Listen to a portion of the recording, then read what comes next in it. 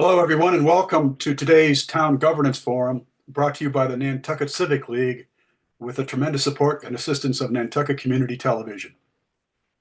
My name is Scott Wilson, and I am the co-president of the Civic League along with Charlie Stott. The Civic League is a 501c3 nonprofit corporation and is a nonprofit organization. Our mission is to preserve the island's resources, improve the quality of island living, educate the public on island issues, and encourage participation in island government. This forum is one in a series of our signature Meet the Articles forums, supporting your informed participation in Nantucket's annual town meeting. That ATM is scheduled for Saturday, May 3rd at 8:30 a.m. Today's forum is not devoted to a warrant article per se, but rather to a non-binding sense of the meeting question, which will be the first item on the annual town meeting's agenda. That question concerns whether or not you, as a voter, have an interest in converting from open town meeting to a town council town manager structure.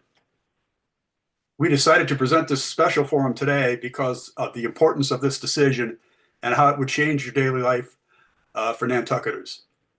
The effort originated from a warrant article that was passed on day 2 of the 2023 annual town meeting. That article, Article 81, called for the creation of a committee to consider the question of whether or not we should make the switch to a town council form of government. A committee was thereafter formed, but the way the article was written precluded the committee's consideration of other available options, including a change to a representative town meeting form of government. For that reason, we are devoting a portion of today's forum to a discussion of representative town meeting and how it differs from our current open town meeting structure. This will be presented by a town councilor from the town of Amherst, Massachusetts, who was formerly a representative in Amherst's representative town meeting structure before they made the change to a town council form of government. We hope our discussion will be very enlightening. Secondly, there is no doubt that if the voters ultimately decide to make the change, there will be many significant changes in the way the island is governed, and perhaps more importantly, in the way we as citizens will be affected. Therefore, the second half of our forum will be a presentation by the chair and vice chair of the Nantucket Town Council Study Committee, followed by statements and questions from 3 citizens designed to elicit and illuminate the differences in how we are governed today and how we might be governed under a town council structure. There is also the question of what we can do to improve our current open town meeting, to make it more efficient and accessible.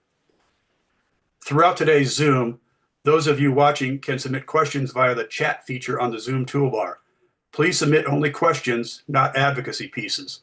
We will try to get to as many of your questions as we can, bearing in mind that this forum will have more of an interview format with our live panelists and me asking questions of our guests from Amherst and the study committee members. Please note that we will not tolerate personal or ad hominem attacks. It is about the issues, not the people. We appreciate your attendance and participation. And with that, we'll begin by introducing our first panelist, Mandy Jo Haneke from the town of Amherst, Massachusetts. Mandy Jo is an at-large town councilor in the city known as the town of Amherst. She is serving her 3rd term, having since served Amherst adoption of a new town charter. Prior to that, she was vice president of the Charter Commission and a member of Amherst's representative town meeting.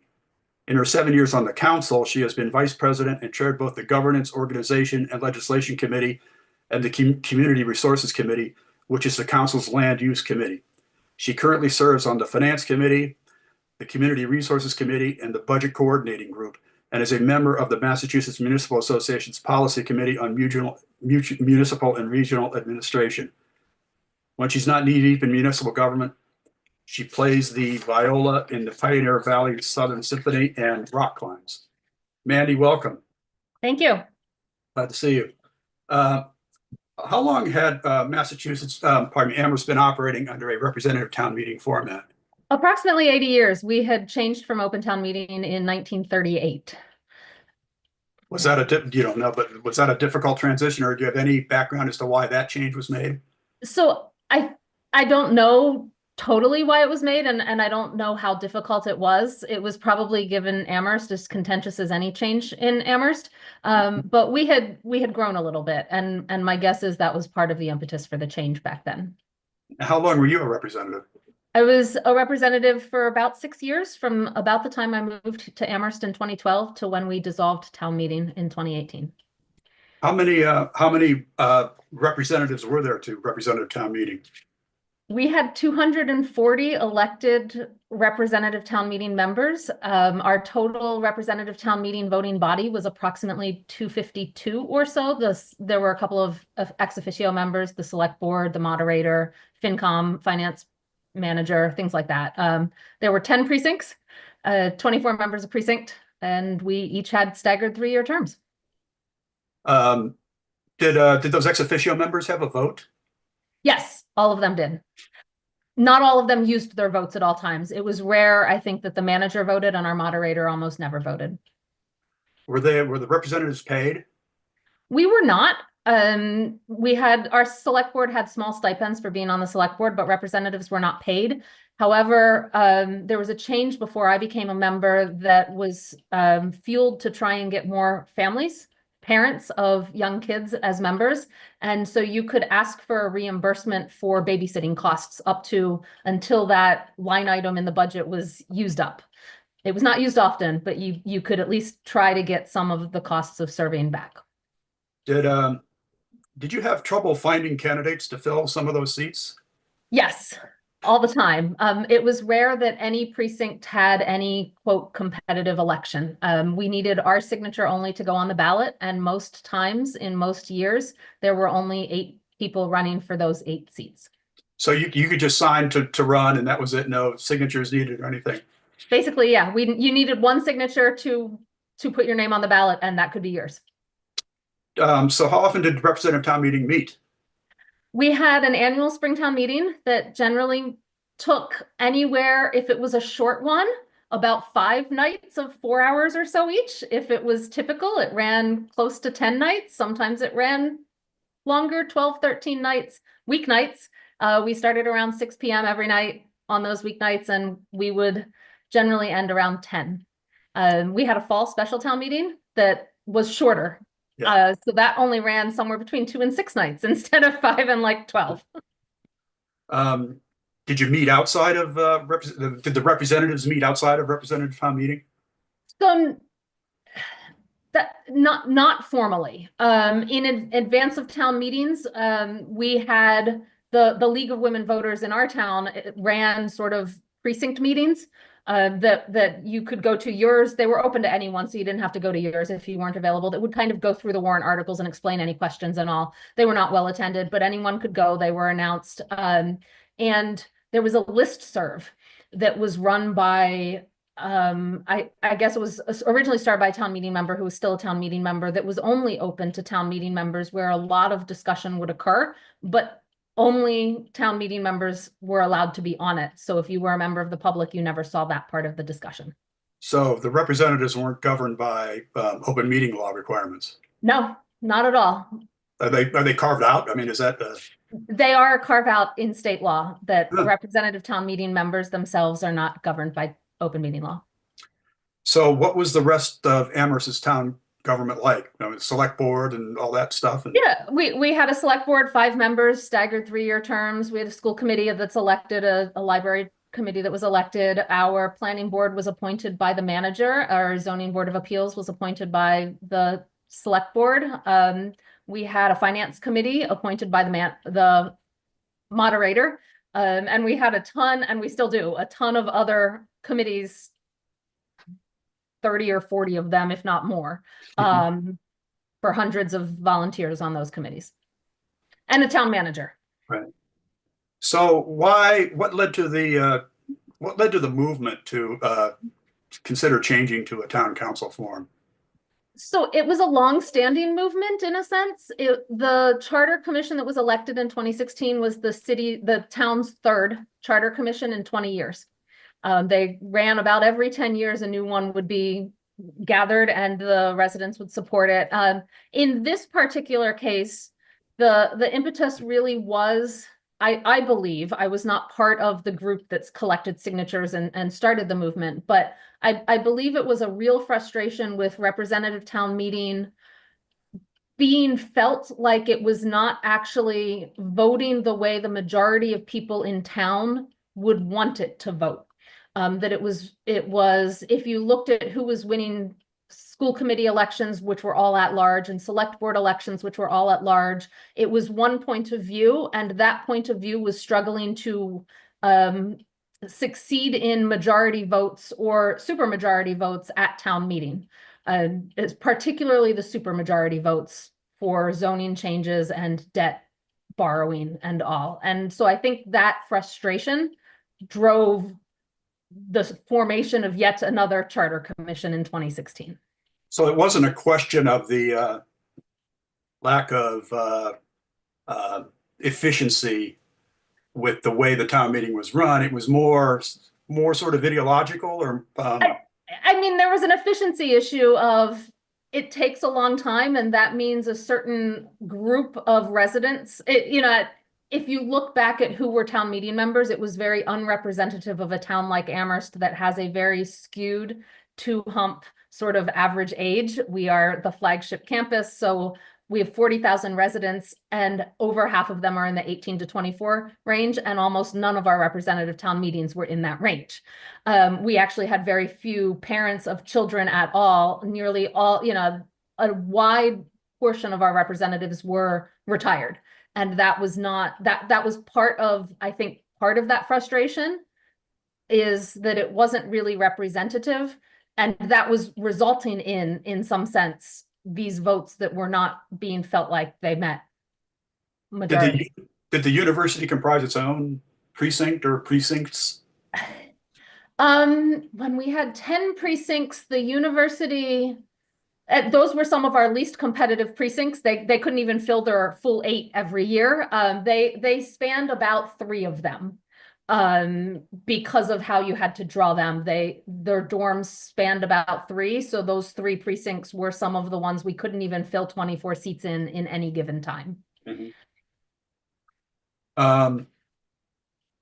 So tell me about the town, the charter commission. How did it get formed? So it's a vote of the electorate. The people gathering the signatures under state law had to gather, I believe, 15% of our registered voters' signatures, which in Amherst at that time, we had a large portion of college students registered to vote. So it was in some sense a higher bar than you would think.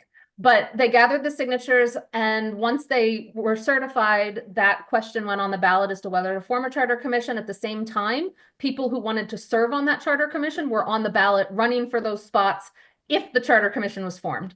That got majority vote. The charter commission was formed. 9 members were elected. I was one of those 9, and we had 18 months from that election to publish our final report. And what happened if you didn't publish your final report? We would have violated state law. Yeah, okay. It was state law. So the final report is the only thing that can get acted on if there was a request for an action. So I would assume, I could be wrong, that if no final report came out, there could be no action on the charter commission. There was a preliminary report deadline too. And that's all mandated by statute, I guess. It was all controlled by the charter statute, which I think is 43B. And so that was our Bible in a sense of what we had to follow. Well, Nantucket, as you know, didn't do that. They went the other route, yes, which was not to vote to form the commission. I guess before I get there, voting for the commission was basically a way of the town saying, we want to make this change. Is that right?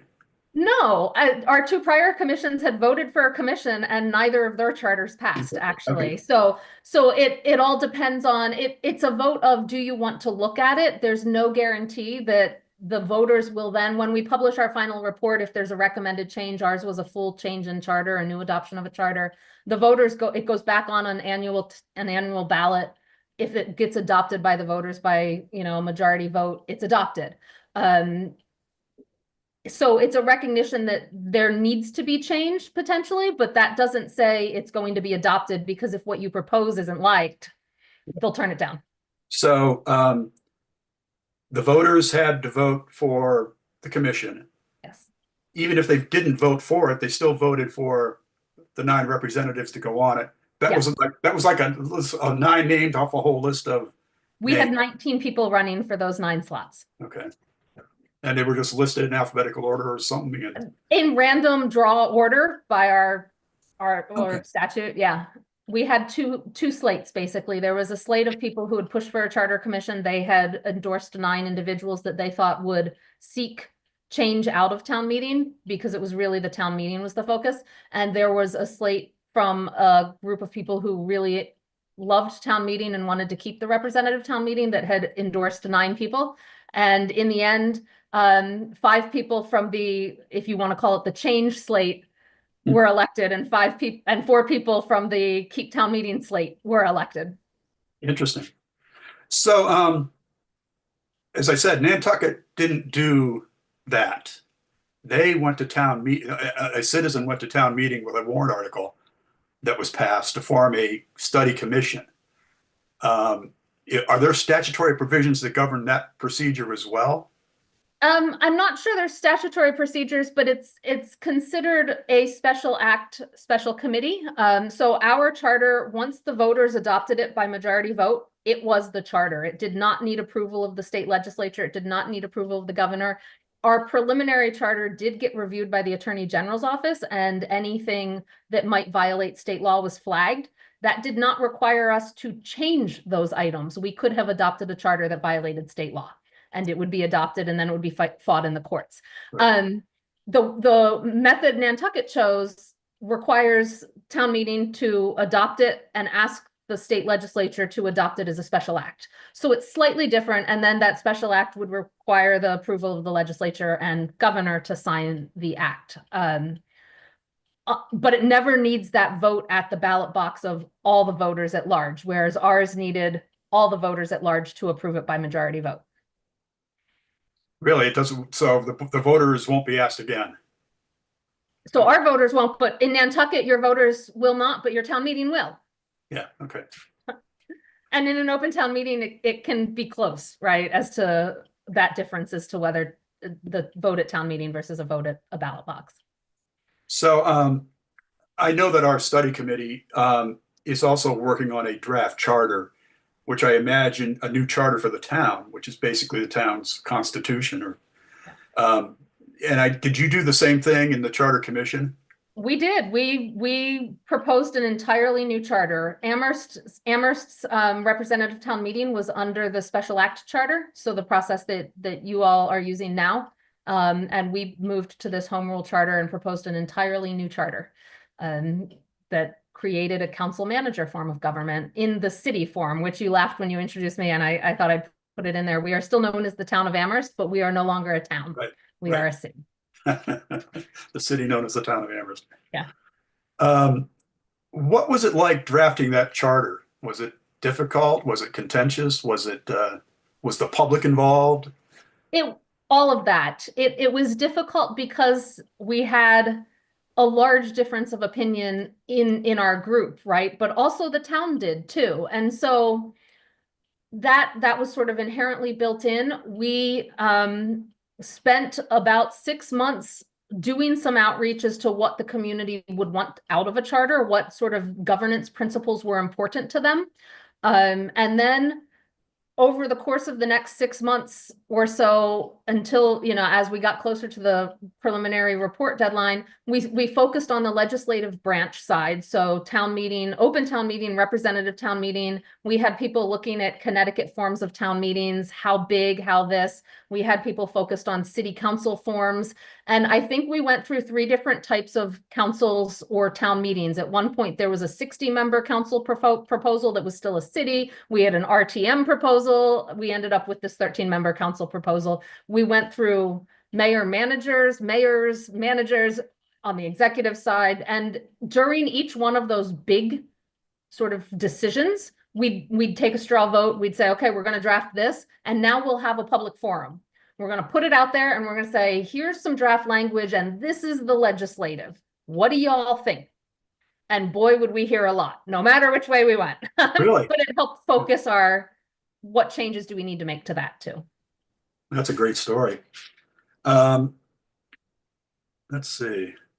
So you went through what was it, 12 months, 18 months? 18 total months. 18 total months. And then what happened at the end? You We voted a report, a final report with a recommended charter, with a draft charter, and said we recommend this charter. That vote was 5 in favor, 4 opposed. No, 5 in favor, 3 opposed, and 1 abstention.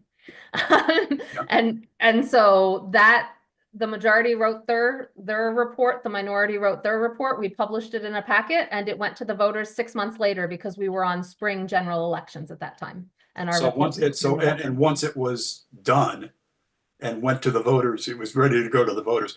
It was frozen. There were no further negotiations of nothing. to the chart. The charter commission was dissolved on that 18th day. We were done. We were no longer a charter commission anymore, and that went to the voters. My point is the document was done too. It's yeah, like the document was done. It was printed and it was mailed out to every single registered voter in town. how many public forums do you think you had when you were? Oh my gosh, I could go back and count, but I would say in those 18 months, meetings where all we did was the only thing on our agenda was listen to the public. There were probably about 10 of them alone. And then every meeting we had public comment too. And then in the 6 months after the charter commission was dissolved and the report was out, the majority held a couple of other forums to explain it at that point too. Did you have any consultants helping you with the process? We had the Collins Center out of UMass Boston helping us, and they were tremendous in keeping us on schedule, which was the hardest thing to do. That's almost more important. They're actually advising our study commission as well, so study committee. Yeah. Okay, so how was the vote? So it was adopted about 55%, I believe, in favor and 45% opposed, which was at the time considered a landslide. The prior charter commission had lost by, I believe it was 3 votes in its original vote, 3 total votes out of the entire vote. So a 5% above the majority was like considered a landslide. We're used to close votes on Nantucket. Yeah. Okay, so then what happened? The voters approved it on a Tuesday, and on Wednesday you're a town council.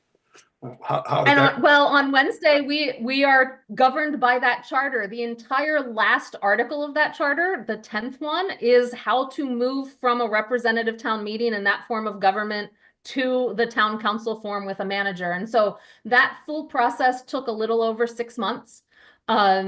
Our town council, we had to apply for a special act from the legislature to allow our council to be elected in November because it was a state election year and they don't like local elections to be on the same day as state elections. So the charter commission president and vice president were back out at the state house, and town meeting was approving articles to hold that November election to get us a council sworn in December.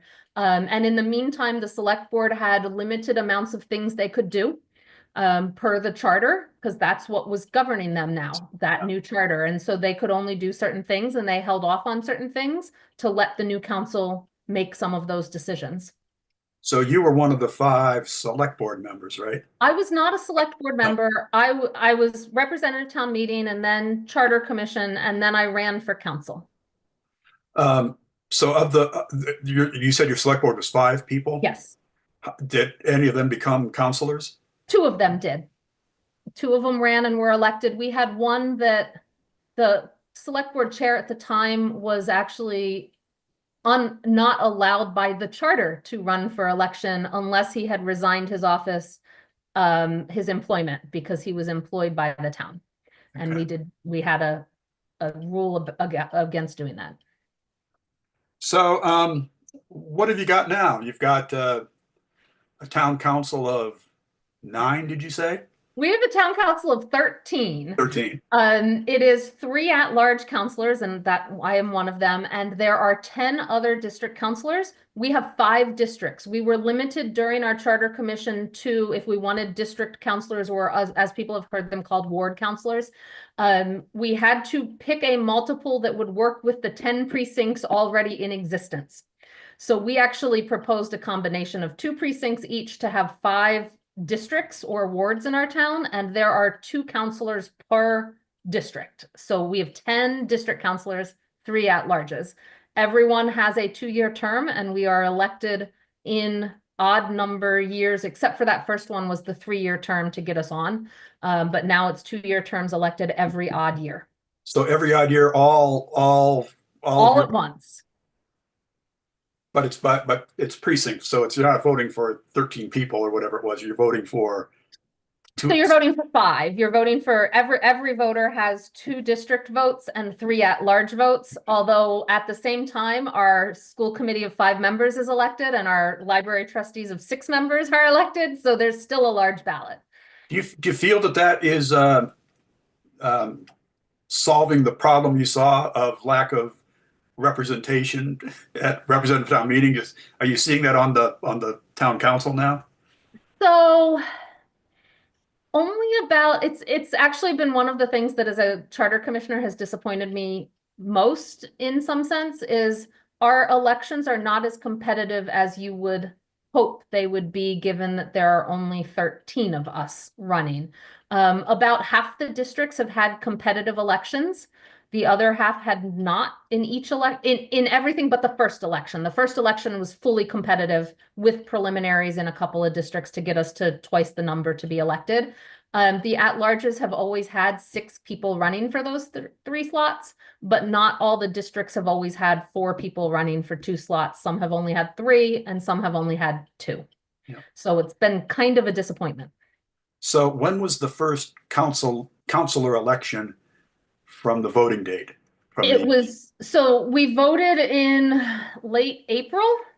And the election was the November general election, so early November, and then there was the counselors were sworn in early December. So there was a month in there where we knew we'd be counselors, but we weren't sworn in yet. So was the campaigning fierce and was it It was involved? polite, but Amherst tends not to get too smeary in its campaigns. They are competitive when there are campaigns. And our league holds forums and there are, questionnaires put out by various constituencies and interest groups and all. And so that all happened and then we had the election. So it really did take, I think, and that was the only election we had preliminary elections for. So there was actually a preliminary to narrow it down to twice the number of seats of runs. So we had September elections then and then November. So I was running for council for most of the summer. Yeah. And then again for 2 months after that. But that's like a primary just to winnow the field down. Yes, that was the primary and it winnowed the field and it doesn't happen again. That was part of our transition provision. We were hoping in our charter to adopt ranked choice voting as part of the charter in terms of how we did it, but we needed time. We got information after the charter was adopted that we need a special act to do so. So we no longer have preliminaries. So it is just one November election every time now. Okay. Let's talk about how town government is organized in Amherst today. Yeah. I had the chart. Who do the voters elect besides the counselors? The big ones are the council, the school committee, and our library trustees, but there are also elections for some of the housing authority in town. And our Oliver Smith will elector, which is a very niche thing in the Pioneer Valley. Oliver Smith wrote a will that gives out money, but every town that is part of that will has to elect someone to be the representative of the town to give out that money. So it's a really weird thing. That's very weird. It is very weird. That is, I might be missing one of some of our small things, but those are the biggest 3 committees that are elected. So they elect counselors, school committee, library trustees, and some of the housing authority. Some of the housing authority, not all of it. And then talk about town manager. Town manager is appointed by the council. So our town manager actually served under the select board, served through the transition, and is still currently town manager. And so he is our chief executive. So his role is set forth in the charter, governed by the charter, but it's easiest to explain as the select board's role. The select board in a town is the chief executive officer, and they tend to sometimes appoint a manager to do some of the administrative stuff. He is that body, that person does everything administrative, does everything executive. The legislature approves money, approves laws, and then the charter assigns us a couple of other things too. So the manager's power is much greater than it was before. A bit more expansive, yes. Yeah. We have adopted what governance organizations would call a strong manager charter. Do you appoint the manager for a term of years, or is it It's under a contract, and the contract regularly gets extended. So normally it's got a couple of years on it. who else does the council appoint? We appoint our clerk of the council, and we appoint, per the charter, the planning board and the zoning board of appeals. So on the clerk of the council, is that like somebody to manage your business? Yeah, that's really. It's not a town. It's not a town. It's not a town clerk. The town clerk. It is sort of our administrative officer that manages all of our minutes, manages taking the minutes, publishing the minutes, publishing all of our actions, getting the right signatures, putting the meetings up there to comply with the law, Right. and actually helps guide some of the committees and is our liaison to staff on some of the committees. My review of some of the town charters that I've read, there's a heavy emphasis on precision of timing and posting and all this administrative stuff that you have to be very careful to comply with. Yes. ZBA and planning board, are those coveted positions? Are they sought after? Not really anymore. I think if I were to ask what was our big mistake, it would have the council appointing them. Because the council is a body subject to open meeting law, our interviews for appointing the members to those bodies are in public. Yeah.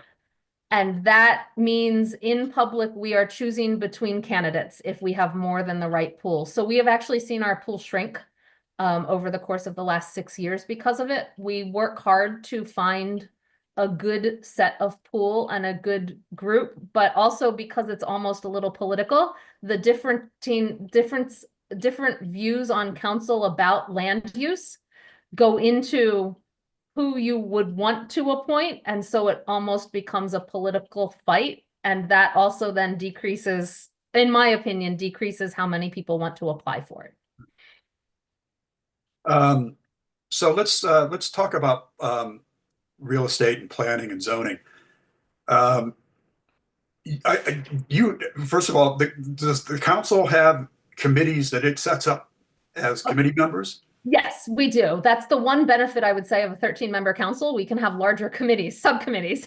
So we have 4 subcommittees. I've served on 3 of the 4 of them. We have a finance subcommittee that's actually called out in the charter that has 5 counselors plus 3 non-voting resident members. So the council, I guess, appoints those residents too. And I'm sorry. What's it called? The non-voting resident members. It's our finance committee. It replaced the old finance committee. So I'm sorry. So your finance committee is comprised of all town councilors? No, it's our only council committee that is not. And the charter specifically called out that it could have non-voting resident members on it. Okay. So we have actually done that for all 6 years that we've been a council into our 7th. And that committee has 8 members total. Okay. So of those 8, how many are councilors? 5. And 3 are not. 3 are, yes. And they have a vote. They do not, but the charter does not allow them a vote. We have worked around that. Every finance vote that is reported is voted as councilors, whether it's 5-0, 4-1, 3-2, 1-4, and non-resident members' approval. So they don't vote, but they either approve or disapprove of the action, and we report that decision too. So we've worked around sort of the charter prohibition on voting to still allow them to voice their opinion in the same manner. And then what about what other committees do you have? We have three others. One is our Community Resources Committee, which I serve on and I've chaired. That's basically our land use committee. It deals with land use, it deals with housing, it deals with sustainability. Zoning, zoning. Yep, zoning, yeah, all of that. We have our Town Services and Outreach Committee, which is supposed to do our outreach for the council, but mainly deals a lot with town services. So it's working on waste hauling now. It does anything with our public way changes because we are the keeper of the public way. So when we're rerouting roads or doing roundabouts and stuff, that's the committee that gets all of that. And then we have what we call our Governance, Organization, and Legislation Committee. That's the one that drafts our manager goals, our manager review documents. If the manager wants to restructure the government on the executive side, that committee gets that referral. It deals with a lot of general bylaws that we propose to. So so the council appoints a planning board and a zoning board of appeals. Yes. It also has this community resources committee, which is all counselors. Yes. Who reports to who and how is that managed? I mean, if I'm bringing a zoning matter for approval, how does it go? So this is the one we're still actively working on finding a good groove on, I would say. Because the council by law in a city has to hold its own public hearing. And the council has delegated that public hearing to the Community Resources Committee. And by law, the planning board has to hold a public hearing on a proposed zoning change. So yet the planning board is also allowed to work on them and all. So eventually, if there is a formal proposal for a zoning change, no matter where it comes from, and it can come from about 10 different places under state law or under our rules, it comes to the council. If it comes under state law, sometimes we are mandated to refer it for hearing. If that is the case, we refer it to both the planning board and community resources committees for hearings within state law guidelines. They hold their hearings simultaneously under state law, which is just weird. Yeah. So we've kind of worked out a system with that where both committees open their hearings, hold their hearings, but the Community Resources Committee will not close its hearing until the planning board has closed its hearing and made its recommendation. And then we know what the planning board voted. Sometimes we actually make a recommendation slightly different than the planning board or with different language. After we close ours, make our vote, it goes to our governance committee to make sure it's in good form for adoption. Then it comes back to the council for 2 readings. Under our charter, any bylaw needs to be read at 2 different meetings. So it will be discussed at 1 meeting, but no vote is allowed to be taken under the charter. And then generally the next meeting of the council, a vote is taken. That vote can be to adopt, not to adopt. It can be to refer back, which we've done in the past, where we've referred something back for a little bit of change and discussion and then come back for a vote later. So we're still working on it. So the ultimate authority for approving a zoning change is the council's. Is the council, yes. Okay. As run up the flagpole through the planning committee, through the community resources committee, yeah. And then the council makes the final decision. Okay. What about spending and appropriations and finance committee? Yeah, so every spending measure that comes to the council gets referred to finance. It's required to have, if it's the budget, the finance committee holds the budget hearing. If it is an appropriation outside of that budget, the council must hold a public forum on that appropriation. The manager is the only one that is allowed to propose appropriations. So the town manager must actually propose some sort of appropriation to the council. Whether that be the budget or not, we have in our charter deadlines for when the budget has to be proposed and how things work its way through. And then finance makes its recommendation, generally holds a hearing, or the council does, and then the council votes it. For a budget, the manager proposes the budget. The manager receives the budgets of the library, the school committee. We have a region, our regional school committee. The manager can choose to pass those budgets, those bottom line numbers through in his budget to the council, or he can choose a different number than what the committee's voted.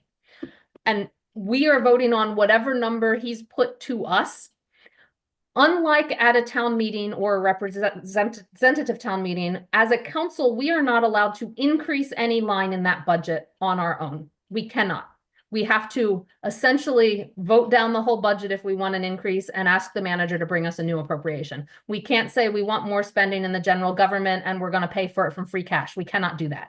Not allowed. But for school funding, we can. Under state law, if the school committee asks us to increase the budget above what the manager proposed, we are allowed to do that, but only if it can be funded within the levy limit of the town. Our budgets come to us from the manager using the full levy limit, which means if we want to increase the school line, we can do that, but we have to decrease a line in the budget. We can't say we'll spend free cash to make that increase. We would have to decrease an OPEB contribution, a capital spending contribution, a town government contribution spending line, something like that to make up that difference. So there are two exceptions to increasing. But your structure basically is the town manager has total control over asking for all the money that, yes, that he thinks the town needs. And that is a state law issue. That is the difference between a city and a town. Unlike, our town meeting, when we had representative town meeting, would regularly have spending articles or requests for increases proposed by the people. In a city, that is not possible. That's the difference in state law there. It is one of the things that those that are not happy with the city form of government like the least, is that spending constraint. Yeah. It requires us to work with the manager, basically. We have literally said to the manager, we've passed votes that say, please bring us a spending article to spend free cash on this. So it requires a good working relationship. Yeah, it's interesting. It really sort of brings to light the power that the town manager has.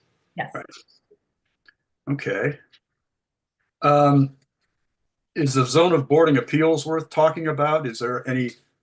So it does not deal with it. Our ZBA is our special permit granting body and our 40B granting body. So they don't have, other than advisory on planning issues, all they are doing is the regulatory side. So I don't think that's much different than that. And that didn't really change with the charter. Okay. I think you told me you have a licensing commission. We do. It is one of the successes in our town meeting form. Our select board granted all of the common victualers and alcohol licenses. In the charter created a board of license commissioners to deal with all of those licenses. So it has been a success. It is fully regulatory. They can adopt their own regulations. They approve all of them. It has, I believe, 5 members on it, and they have done an amazing job dealing with all of our licensing in town. And it is basically all of the licensing, and we've given them even more licenses since we've been here. The council, on the other hand, is our water and sewer commissioners as well as keeper of the public way. Interesting.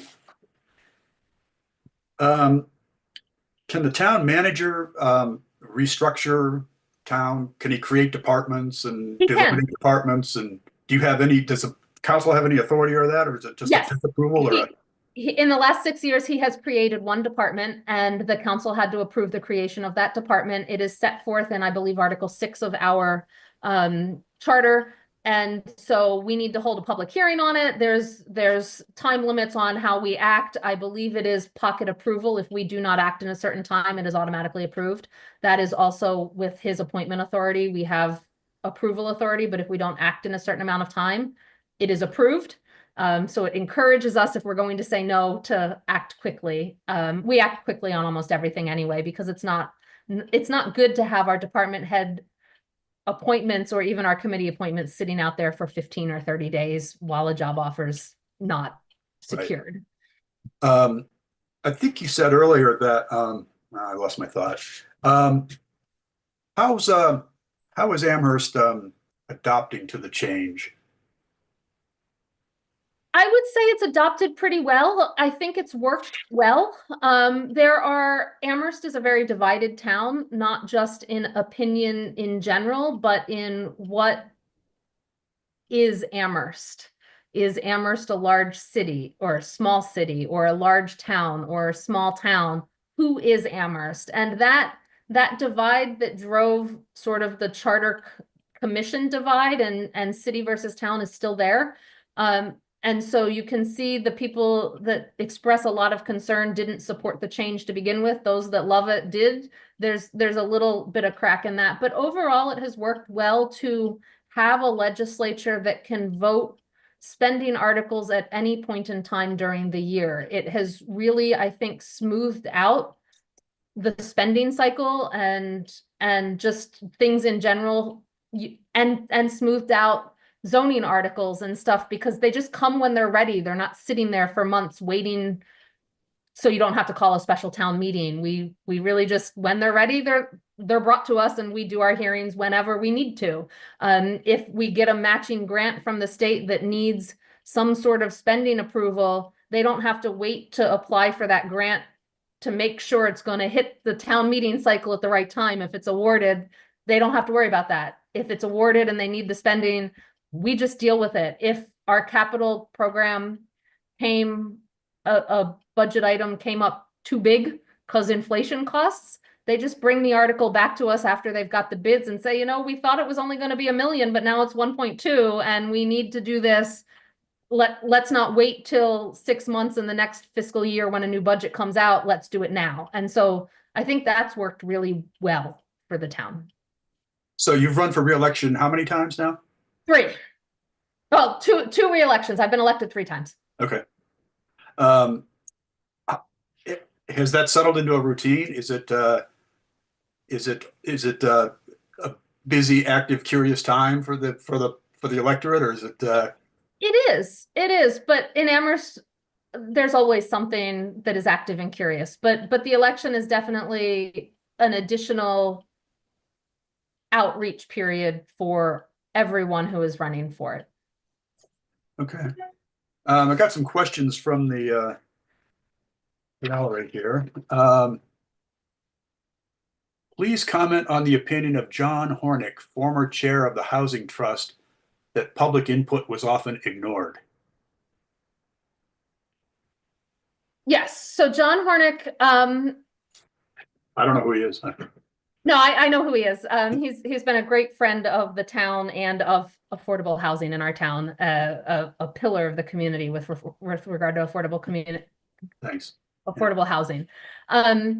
So I think that comment is hard to parse because in the town meeting form of government, I would say there wasn't a lot of public input other than those 240 town meeting members. There was no real way to know how to contact them. So there was a smaller group to have any input at all in terms of just commenting. Obviously, it was a larger vote. In the council, it's, as a counselor, what I would say is it's not that we ignore public input. I think a lot of times it's a disagreement on how we voted and a belief that we didn't consider the arguments that were on the other side of how the vote went.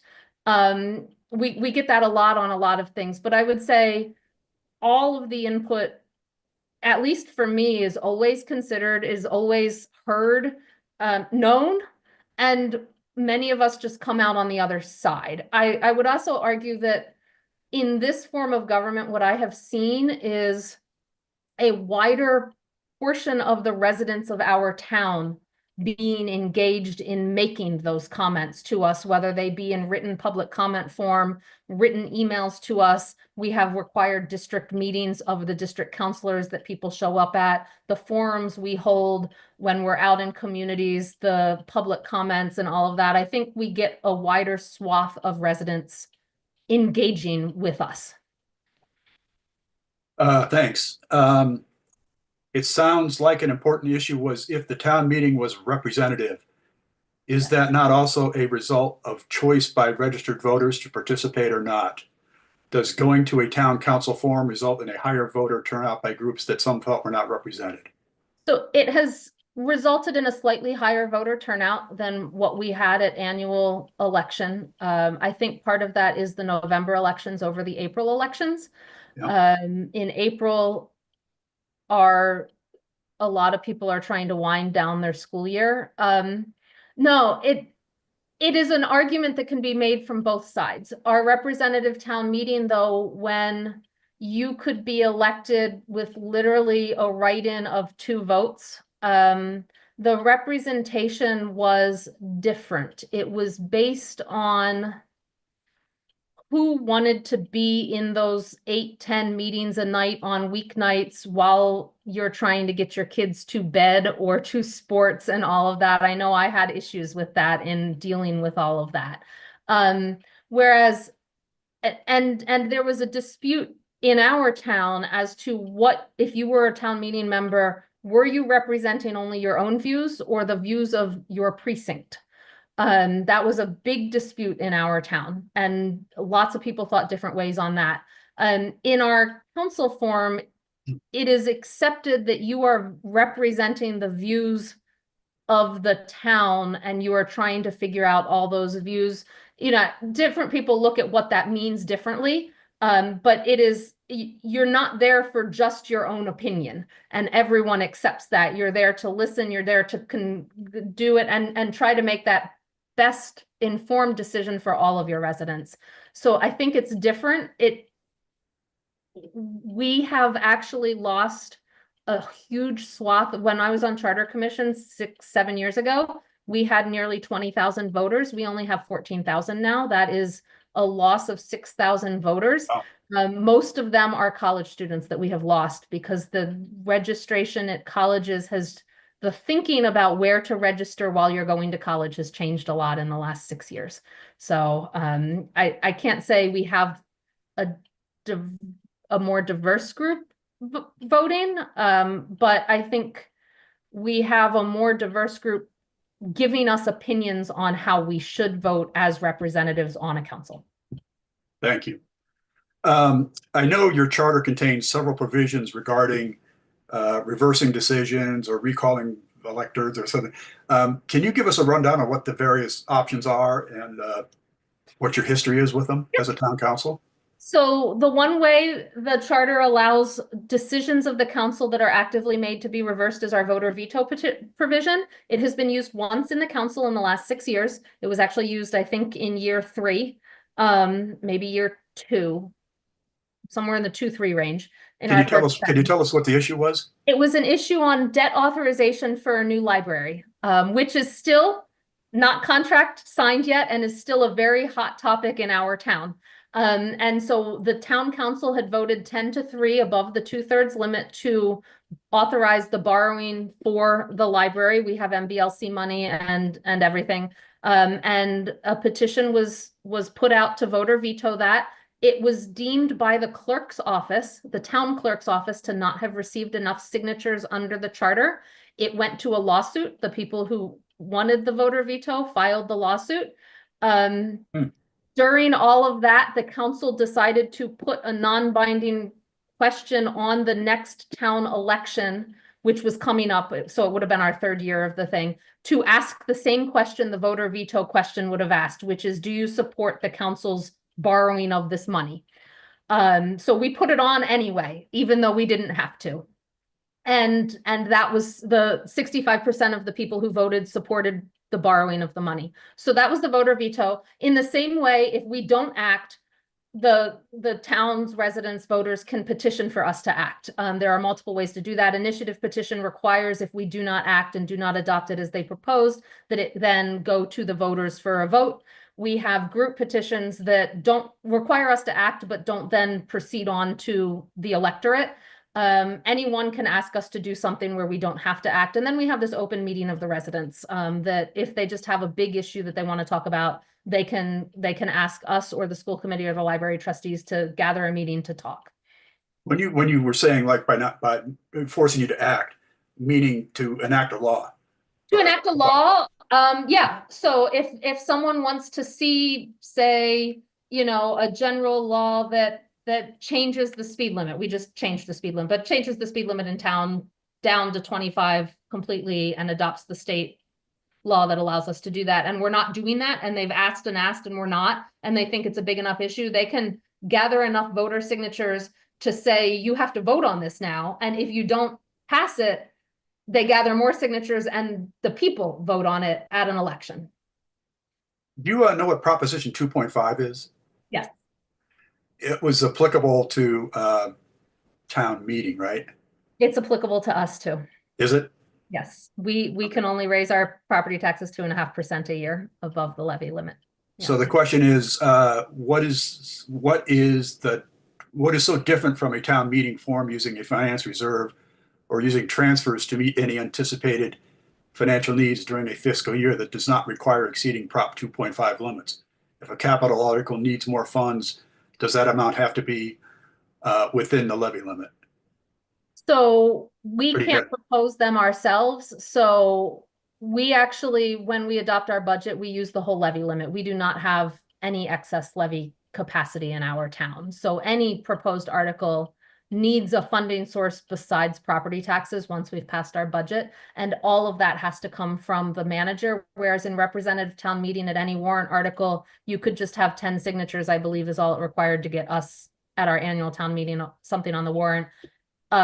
Proposed spending out of free cash or stabilization funds, and with appropriate votes, even if the select board and the manager opposed it, town meeting could adopt it. We cannot do that on our own in a city form of government. We need the manager to propose that spending. So we can't, even if he proposes spending from free cash of $100,000 for something, we can't say, well, we want to spend 120,000.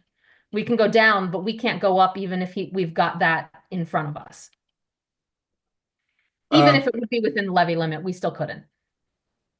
Here's another question. Interested in non-voting residents having non-voting positions on the Amherst Finance Committee? What percentage of property taxes do non-voting residents pay in Amherst? And what led to acceptance of non-voting residents on the Finance Committee? So the Charter Commission put that provision in there as a special, you can do it, you don't have to, because it was worried that the council itself may not have the finance experience that it needs to adequately serve on a finance committee, because you could end up with a council that's never seen finance before. And so it was worried about that and said, well, let's make sure that the council knows they can put people on that would give them that experience that might not be counselors. We adopted it immediately. It has been extremely helpful to have the voices of people who are not elected on that. In terms of, like I said, we have 14,000 residents that are voters and registered voters. Our resident non-voting members are almost always registered voters. They don't have to be. There's a couple of provisions where we can have residents that are not voters. We have a large non-voter population in our students, either because they can't vote because they're not citizens, or they choose to keep their registration somewhere else. We also have a large non-citizen population. So our voting at the ballot box in a town election only gets about 7,000 to 8,000 people max. And so out of 40,000, so we have a lot of participation from people who don't vote. Thank you. Is the council considering term limits amendment? So we're actively in our charter review, our first charter review after the charter adoption. I don't think it can be done in that. I think it has to be done by a new charter commission. I'm not sure. There are people who would like term limits. There are people who would not. So it's something the council is not actively considering. I do not know whether our charter review committee will consider it and what we would do with it if it was proposed. Has there been a lot of turnover on the town council since inception? There has. Each election, we've had 3 elections. The first one, obviously, everyone was new, although there were 2 select board members that ran and won, and I was the only charter commissioner that ran and won.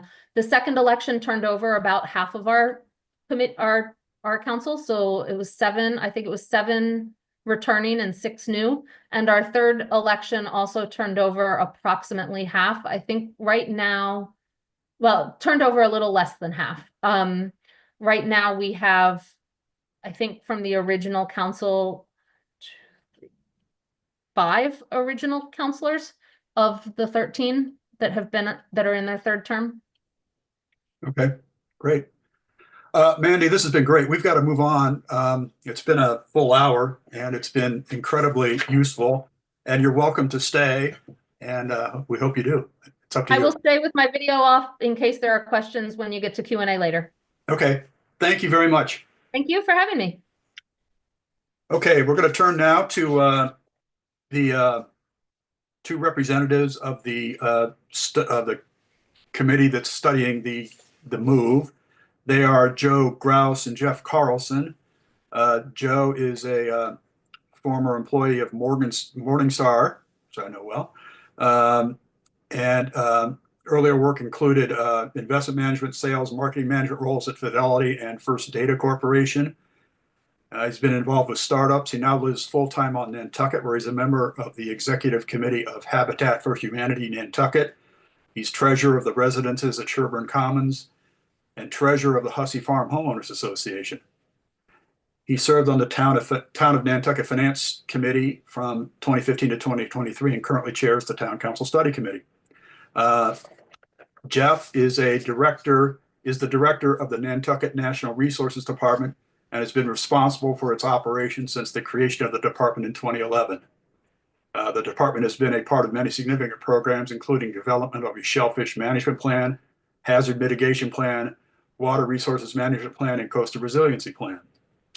Let's see, prior to becoming beach manager for the town of Nantucket in 2006, Jeff was an environmental permitting specialist for Nantucket surveyors and successfully permitted projects for residential commercial development.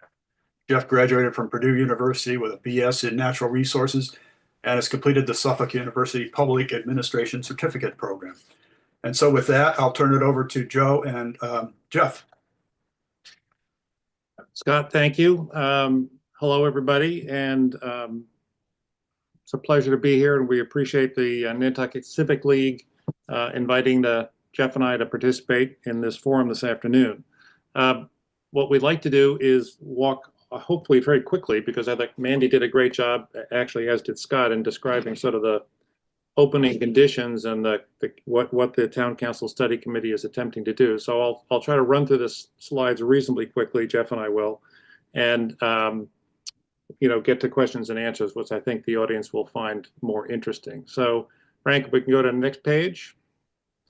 This little PowerPoint has basically 5 sections. Little history on the Town Council Study Committee. What are the forms of government in Massachusetts? Open town meeting here on Nantucket. Kind of what are the issues? Why is this committee? Why was it formed? What are we trying to accomplish? Some of the characteristics and benefits of the Town Council Town Manager form that we're proposing, and then maybe a few comments on representative town meetings, since that's been brought up a little bit during the discussion here today. So we can go to the next page, Frank. Scott mentioned a bunch of the stuff that's on this slide. Our committee was formed by Citizens Article 81 at the 2023 annual town meeting, submitted by Curtis Barnes, who is a member of our committee. The constraints and the language of the article basically proposed that the committee be formed to study the establishment of a town council form of government and ultimately submit an article to a future town meeting enabling conversion to town council form. The select board populated our committee. There are 9 voting members, which include 2 ex officio members, Tom Dixon, a select board member, and Jill Veith, a member of the finance committee. We also have a non-voting member, representative of the Nantucket's non-voting taxpayers group. The select board back in, I guess it would have been February, March of 2024, basically asked our committee to review all possible forms of government. So while our kind of establishing language really had us focused on town council, the select board thought it was most appropriate that, given the resources they were putting at our disposal and the fact that there are other forms to be considered, thought it would make sense if we looked at both representative town meeting and city council mayor forms, which we did spend a number of meetings on back in the sort of the second quarter of last year. After reviewing those those options, our committee did circle back, had a unanimous vote. I think it was in May of last year, to focus on drafting a town council charter for Nantucket and an article for whichever town meeting we sort of landed on. Right now, we're thinking it's going to be the November special town meeting this year. We have also engaged in some public outreach to voters and citizens of Nantucket. I was interested to hear from Mandy that they had over 10 forums. I guess we have a little catching up to do, Jeff. But at any rate, that was we have certainly attempted to spread the word of what we're doing and why we think it makes sense for Nantucket to the citizens and voters of Nantucket. And there will be more of those forums between now and annual town meeting in May. Next page. Again, I'm not going to spend much time on this. This is just to give you a perspective on the distribution of the 4 forms of town government available to municipalities. I think some of the just interesting side anecdotes. If you have less than 6,000 citizens in your town, you're required to have an open town meeting. I think that's probably about one other thing. Last thing I'll talk about on that page. Next page. What are the positives of town meeting? Obviously, it's part of our history. Many of you may know that open town meeting and representative town meeting are kind of a northeast of the United States form of government. Most of the rest of the country does tend to use representative forms like town council. Certainly, it is a form of direct democracy where the attending voters are the legislature and they get a chance to participate and be involved in the governance process. Nantucket has actually had better than average turnout for town meetings, ranging 4.9 to 15% over the last 20 or so years. Generally, we get sort of 800 to 1,100 people for a typical annual town meeting. Next page. But what are the issues with open town meeting, and frankly, what motivated Curtis to compose this article and many of us to apply to be on this committee? Basically, it's the fact that Nantucket and the issues that it faces, we believe, have outgrown open town meeting. It's slow, it's cumbersome, it occurs only once or twice a year. The delays between a significant operational or financial issue and the next town meeting could be as much as 6 months. And we just think that when you're dealing with a town that is now a $300 million enterprise, that we need something that's more responsive and operates more continuously. So I would say the committee feels that the efficiency issue on open town meeting versus town council is fairly cut and dried in terms of town council is a much more effective and efficient way to deal with most issues facing the town. On another level, I don't think, and we don't think, the open town meeting represents the island voters very well. There are 10,000 registered voters on Nantucket, and we rarely beat 1,000 people showing up at annual town meeting. It occurs at various times, on weekends, on evenings. And I think we all know the stories of, 1,000 people show up on the first day, but by the 3rd or 4th day of open town meeting, there are 150 people making decisions for the rest of us. I just think that, I should say, we just think that a town council form which is representative and would draw on a bigger group of voters that participate in elections would be a better representation of the island's population. Next page. Not going to talk much on this. It's really just goes through some of the comparisons of the structural similarities and differences of town council and open town meeting. The biggest one, which I think you all are probably aware of, is that in open town meeting, the citizens form the legislature. In a town council, town manager form. In our case, the proposed 9 town councilors, which are elected by the citizens, they are the legislature, and the executive branch of the government really devolves completely to the town manager. I should say that Nantucket already has what's considered a strong town manager, and so the difference between Libby Gibson's current role and what it might be under a town council is really not a dramatic change. Next page. I think the highlights I would just touch on here. Town council is a continuous process under town council.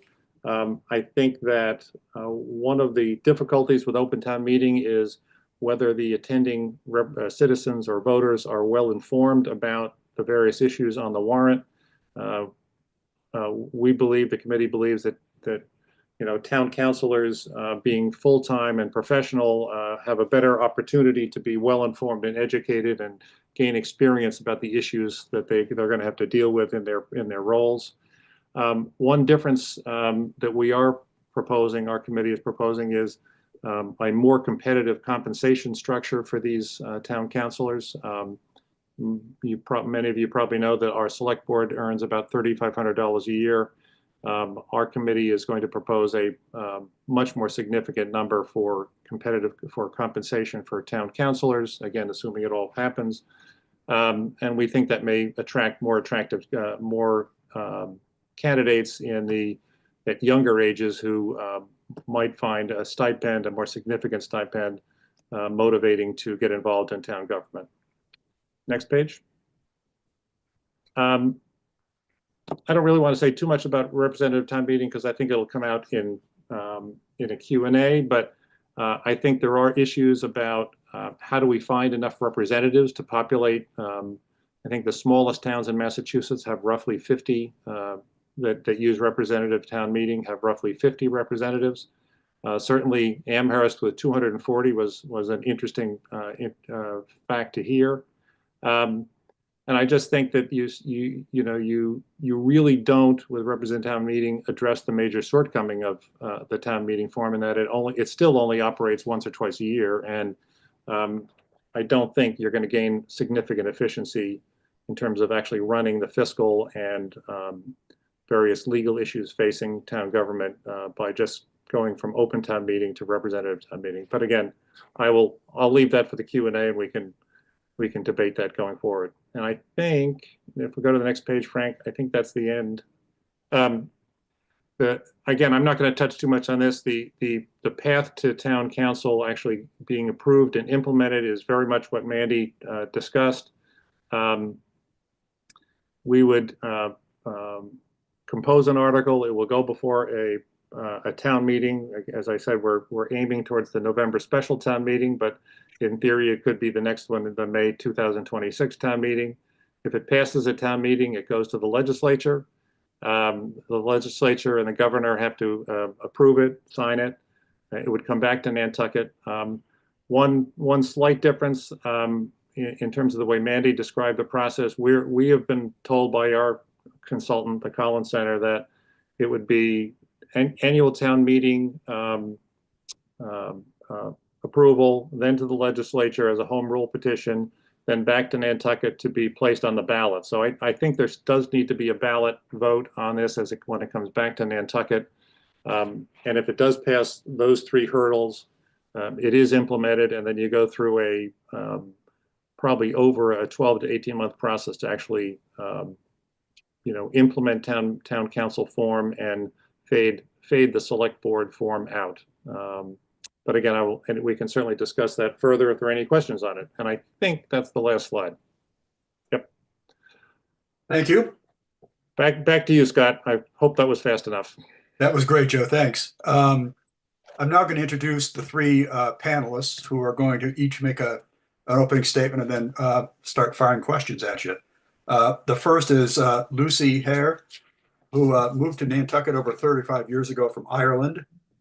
With her husband, Patrick, they raised two children on Nantucket. Lucy's been involved in several organizations over the years, including spending 7 years on the board of the Nantucket Music Center, 2 as president. One project she was particularly happy to be a part of was the All About the Plates video for the Nantucket License Plate Project. Lucy's been involved in Bridge of Culture Irish Rambles, which has shared Irish culture with the Nantucket community, and they're celebrating their 10th anniversary this year on March 16th at the Muse. Lucy truly enjoys being part of the Nantucket community and is grateful for the opportunity to contribute in small ways over the years. Next up is Ted Giletti. Ted's a year-round resident homeowner having owned homes on Nantucket for about 25 years. Ted previously lived in the UK for about 30 years, where he and his wife raised their 3 children. He currently serves as vice chairman of an emerging market bank and is a director of a Luxembourg-based investment management company. Ted also is a member of the investment committee of a Southern African investment fund. He is also active locally in 3 different community groups. And finally, we have John Phones. John's father discovered Nantucket when his flight was diverted to Nantucket in 1967. He met a guy on the flight who lived on Nantucket or had a house there. And so the next summer they decided to vacation on Nantucket, and as with so many of us, fell in love. Over the 58 years since then, he has always had a house, lived and worked on Nantucket at different times, and now lives here permanently. And he's a carpenter builder on the island, where he is enjoying his life there. So first we'll go in that order. So we'll go Lucy, Ted, and John. Lucy, you're up. All right. Well, thank you very much. I just want to thank the Civic League for bringing us here this afternoon to discuss the future governance of Nantucket. And I'm really grateful to be part of this conversation, even though I'm a little nervous, but I'm still grateful. And I also want to acknowledge the Town Council Study Committee for all the work they've done. And I have attended many of their meetings, and I really do appreciate how open they are to the public, and they let us ask questions as they come up. So that's pretty cool. I also know there's a lot of talk about the Town Council form of government, and it's been great to see so many people asking questions. And I know that we all have our own viewpoints and experiences, and that's totally normal. But I really think it's up to us as citizens to stay informed so that we can make thoughtful, independent decisions. The proposal to adopt a town council is a big deal. And as a small community, we need to think about the long-term impacts, and some of which are not obvious right away. So some of the conversations too is like, sometimes people say like open town meeting system is broken, but have we had a meaningful conversation about what actually is wrong? And instead of jumping to conclusions, maybe we should ask ourselves how we can improve it. We often don't realize the value of something till it's gone. And while town council proposal might address some of the concerns, it's just as important to think about how we can strengthen and build the system that we already have that has served us for so many years. One that gives all the voters a direct say in the community's direction. And I have to say, I am not ready to give up an open town meeting. I really do enjoy when our community comes together. I think it's a great learning experience. I love hearing people speak, and I love listening to their views. And it's our God-given right to have a voice and to be part of these conversations. And the time commitment, I totally, I think it's worth it.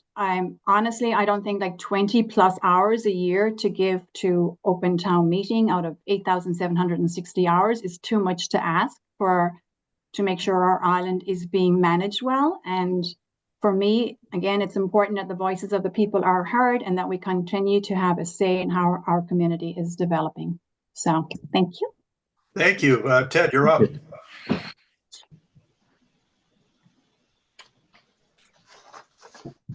Thank you. Yeah, I got going. Okay, good. Thanks. Scott, thank you very much, you to the Civic Association. And again, I want to echo Lucy's comment and appreciation to the Nantucket Town Council Study Committee. I also was able to attend a number of the sessions and had opportunity also to ask questions and to speak at some of those sessions. Unfortunately, due to work pressures, I couldn't attend as many as I had wished, either in person or online. But I mean, that's a common issue, I think. So I think for first, for the general voter, what is town meeting?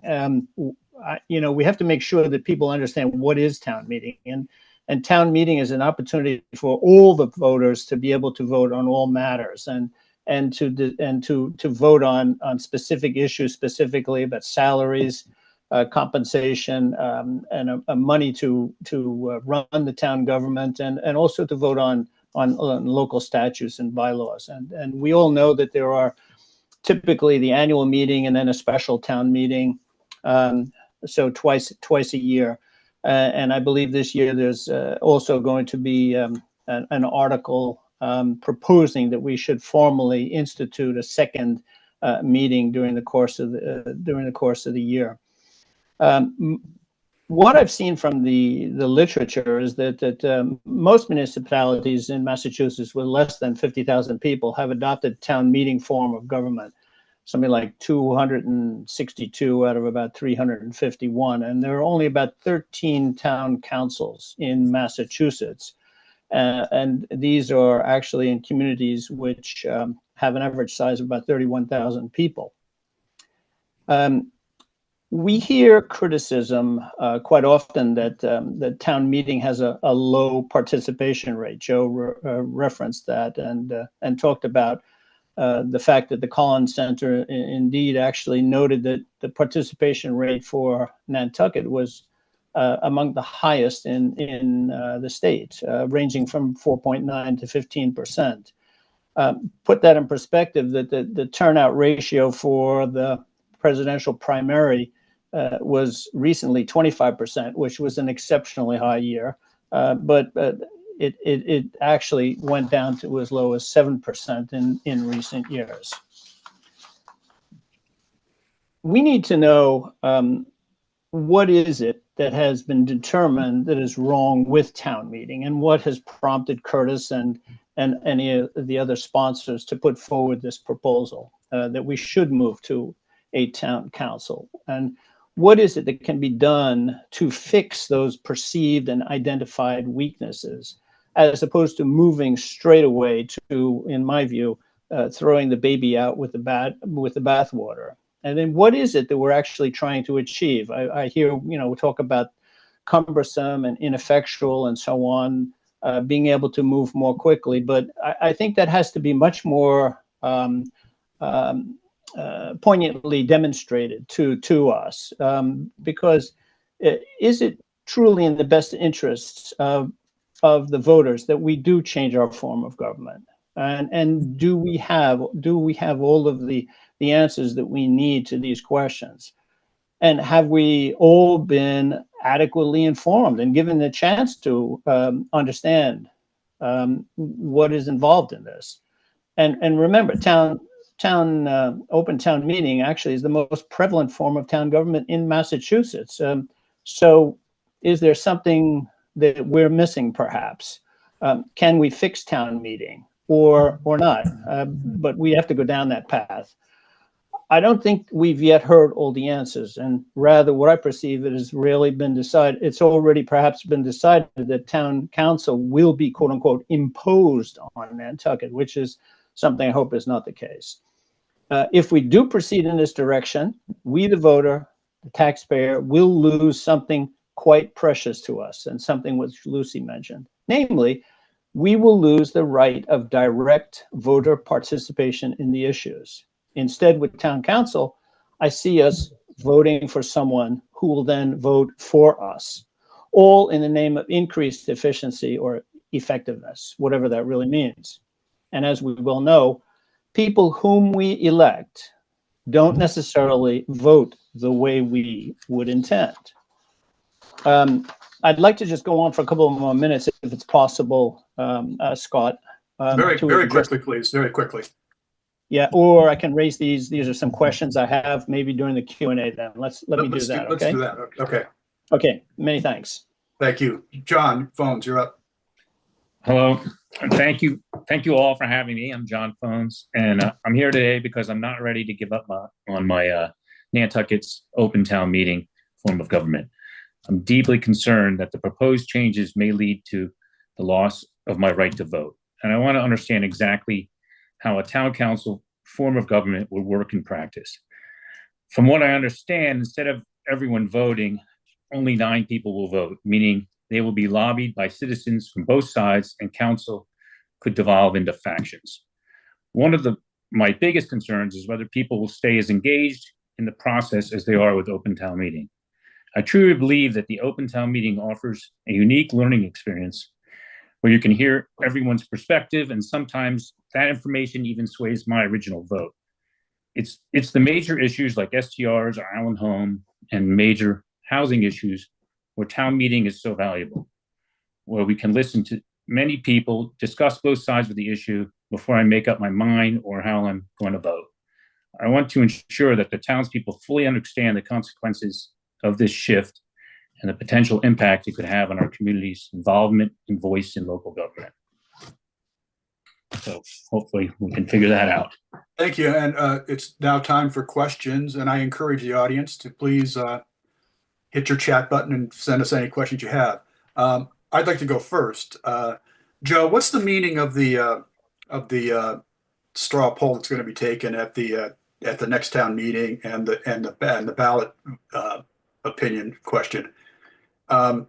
If it sounds like you're sort of focused on August, and I'm just wondering why are we even going through that process? Well, to be honest, Scott, the non-binding votes that are going to be on the annual town meeting warrant, issue sort of one or before number one, as well as this really the exact same vote on the election ballot a week or so later, was initially suggested by the select board, and in part because we don't do any polling here on Nantucket. It's very, very hard to know. I mean, hear the range of opinions just among the five or six of us.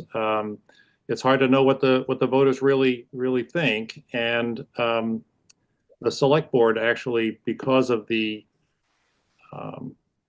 having some concern about the legal expense of reviewing the draft charters and having town council with SEL have to do some work to prepare for the being on the really being on the fall, the November special town meeting. Said, gee, why don't we use the non-binding votes on these two, the town meeting and the. So they're using it to sort of help their decision making. It was to help their decision making, and candidly to help our decision making.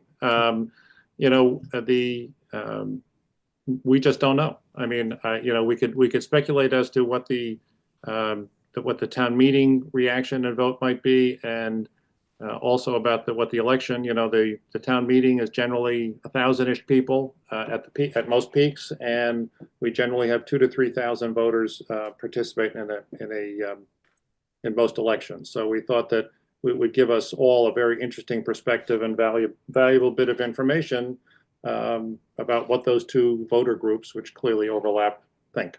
But as it stands today, there's no threshold that you have to meet or exceed to be able to proceed. Nothing. I think I'll be candid. I mean, if we get I'm sorry. Go ahead. If the proposal loses terribly, on both, that will tell us something. I mean, our committee may still want to, put a citizens article on the warrant, but for November. But it would certainly tell us that maybe we haven't educated the public well enough, or people really like open town meeting. So can I add quickly to that? I think one of the other main purposes of this as well is to just be sure that people understand that this discussion's going on, that there's, a review of the current form of government and a proposal for potentially a shift. Obviously, between the warrant being published and mailed to all voters, being available through the newspaper, whether people choose to participate in town meeting or not, they may be able to go and read that question on the ballot, but then be able to ask that question of, hey, I need to get more information about what this is. This sounds like something that could be important to me. I think any opportunity that, we have to engage people, that these discussions are happening, is for the better, right? I think, we heard from Lucy and Ted that, they've attended meetings and have done so, especially in Lucy's case, is pretty religiously. But with the exception of one or two other members of the public, it's pretty much just been the committee. So I think that, spreading the word and getting people involved and knowing that this is happening is also really important. Do you hate to monopolize the questions, but do you see between now and August being able to pull a charter together that quickly in a way that's inclusive of public input along the lines that Mandy described happen in Amherst? So I'll hop in first, and then Joe can add in probably. So we've been working with the Collins Center obviously for quite some time to put together a draft charter that would convert to town council and those things. And I think it's the intent of the committee, especially leading up to the non-binding votes, but then beyond there, and even towards the election, to spend the better part of the spring and summer to have that for review and discussion. And obviously, if there's public input that things need to change or be modified, to have that document for people to be able to review and discuss and vet and talk amongst themselves, I think would lead to a stronger charter overall if people are interested in that. If there are questions about some of the nuances for citizen participation, what's available to us or not, signature threshold levels, voter threshold levels, I think all of those things would be on the table for discussion. I think the committee felt it was important to have at least the framework and really the meat and potatoes put together to really fuel that discussion, though. Okay. I just think, this thing has legs, and I'll be curious to see what the results of the spring meeting are, but that charter is a very important document, and people really need to understand that that is the controlling document for how we're being governed going forward. And it really is going to take, I think, a strong push by you to try to get people more involved. Maybe it's as simple as saying we're going to have a forum on this question, and it's about this. How many of these are we going to have? Come and discuss it with us. Something like that. Anyway, If I could just throw two other things in there, the committee's philosophy, even from in the very beginning, was to try to, and I know it's not really this simple, but was to try and unplug the legislative component of open town meeting, i.e., take out the open town meeting part and plug in the town council. And many of the other characteristics of the town, elected commissions, appointed commissions, we have attempted in almost all cases to try to keep everything the same from kind of the current town charter to the new one. And then the second thing I'd point, Scott, I would tell you that they're both, I wouldn't want to call them nearly done, but they're both, well along in development, because we have, as Jeff mentioned, been using this Collins Center group from UMass Amherst, as did Mandy's, council committee. And we've got a document that's, pretty well fleshed out. There are lots of little sort of detailed characteristics. Do you want to have it this way or that way? I can't recount too many of them off the top of my head, but so those are the kind of things where in our outreach over the next several months, I think we'll have the opportunity to get public input on.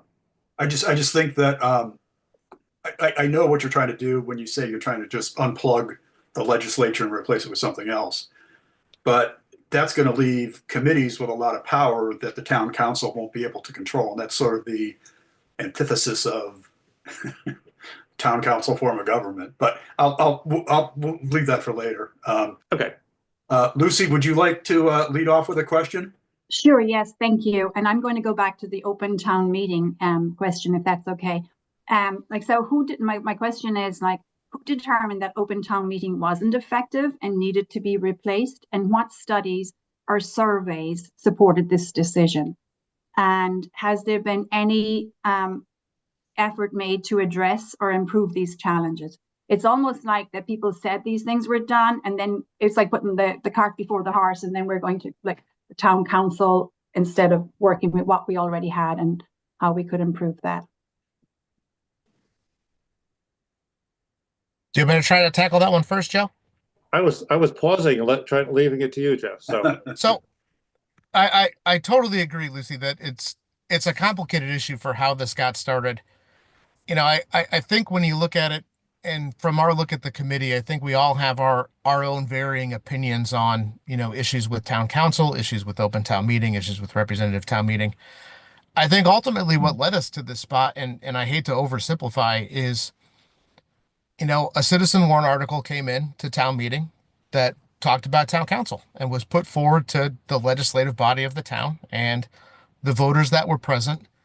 And that article got passed by open town meeting by voice vote. It wasn't by roll vote. It was by voice and passed unanimously enough that enough people there wanted to form this committee to look at an alternative charter and to go through that language. So I don't necessarily think it was a direct, it wasn't a public survey like you see the town do now for, different projects or, polling out in front of the Stop and Shop. It was, we put it to the legislative body and they by, I hate to use the word overwhelming majority, but it's enough by voice, said we want it looked at. And that's what formed us to be. And I think it's the committee's intent to obviously put their best foot forward and do the job as best possible and be accountable to that town meeting group to say, this is the alternative. And then to have discussions just like this and discussions going forward for what as a community we think is best, and to put the choice to the people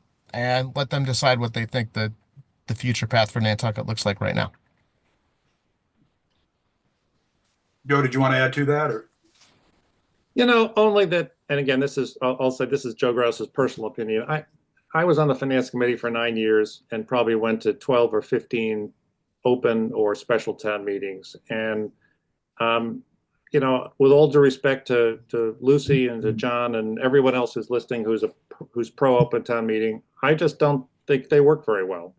Having a meeting that takes 2 or 3 or 4 nights that, doesn't focus, ignores the financial issues and spends hours and hours on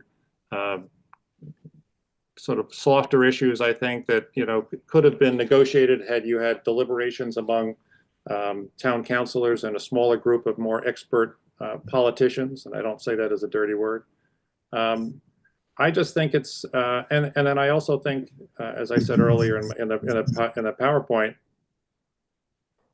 having 6 or 7 or 8 or 9% of the electorate making all the decisions for the other 85 or 90% is just not right. And I think that having town councilors, you'll be getting those town councils will be elected by at least 2,000 or 3,000 of our voters, not just the 125 that lasted 3 nights at a particular town meeting. So I just think it. Nantucket is a big enterprise. It's a $300 million operation, and we need a more efficient way of running our town and dealing with some of the big issues facing us, like short-term rentals, like coastal resiliency, like expanding our sewer systems that are just not dealt with as well as they could be in a 1 or 2 time a year open town meeting. Again, I will say that's a Joe Grouse opinion more so than the committee. Thank you. Ted, question from you.